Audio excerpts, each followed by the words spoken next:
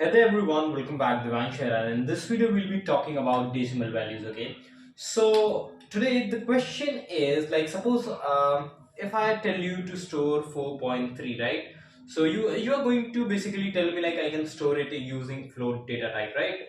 So you can simply store it using float data type, because like as we know, we can use float for storing up to 6 decimal places, right?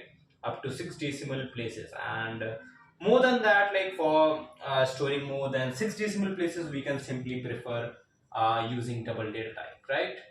Double data type. Okay, cool. So double can store up to 12 decimal places.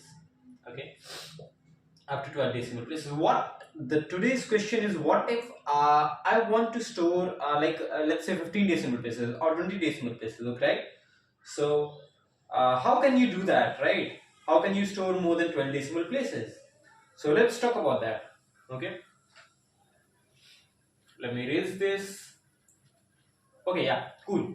So for storing such higher precision values, what you need is arbitrary, we call it as like arbitrary precision arithmetic libraries that supports basically arbitrary precision arithmetic. Basically what it means is unlimited precisions, okay? So but talking particularly about Java, in Java, like you can do it using big decimal class. So for that, like you need to import it from Java dot you need to import it from import Java dot math dot big decimal. Okay, you need to import it from big Java dot math. And after that, let's assume I'm in the main function.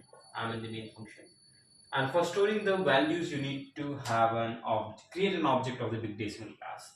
So let's create an object for storing num1, num2, okay, and then we'll perform the sum of those. Okay, so let's create the object big decimal. Basically, this is the class name and the object name.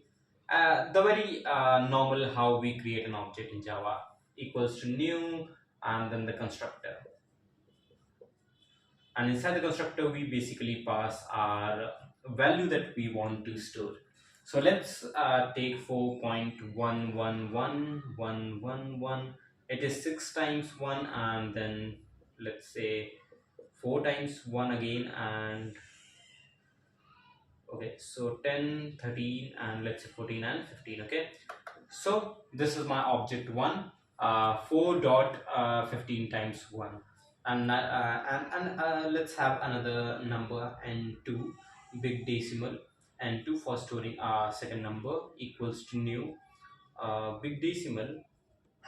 And inside this big decimal, you can have another number, let's say 3.00006 times 0, and let's say 6 times 1, and again 6 times 0, and then 4. Okay, so these two numbers, I basically want to perform the addition of these two numbers. Okay, so this is a big decimal, and of course, like the sum of these two numbers are also going to be a high precision values. So we need to store it as same in a big decimal object, right? So big decimal sum, let's say, equals to num1 dot, we can like rather than, we won't use the plus operator directly. We don't use it plus operator directly, or because these two are the objects. So we'll be using the add methods for that. So we can say n1 dot add, and inside that we can pass n2. Okay, so cool. We have got the sum inside this, and you can like simply print it in system.out.println and sum. So this is something how you can store high precision values in Java. It basically differs from language to language. Like what I mean by language to differ by language to language is like in Java we use big decimal, and in C we use like another classes for storing the same uh, high precision values. I hope you learned something new, and if you did, so please consider subscribing, because like in future I'll be coming up with more similar videos. Thank you.